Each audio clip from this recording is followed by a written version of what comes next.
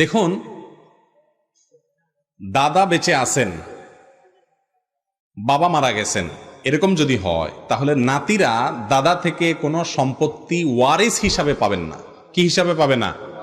ওয়ারিস হিসাবে পাবে না। তবে নাতি হিসাবে অবশ্যই দাদার উচিত এবং কর্তব্য, এবং নাতিরা পেতে পারেন হেবা হিসাবে, দান হিসাবে।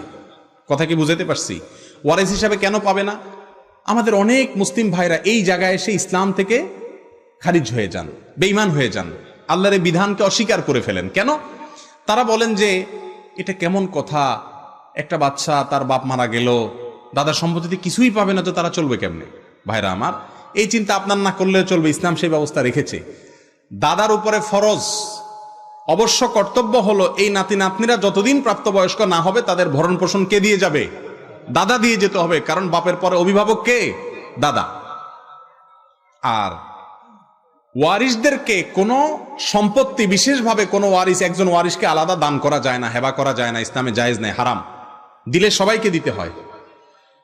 এই ক্ষেত্রে নাতি নাতনিদের যেহেতু তাদের বাবা মারা গেছে এবং তারা ওয়ারিস না, এই জন্য তাদেরকে দাদা চাইলে যত খুশি সম্পদ তাদের নামে লিখে দিতে পারবেন, এবং দেওয়াটাই হলো নৈতিক দায়িত্ব।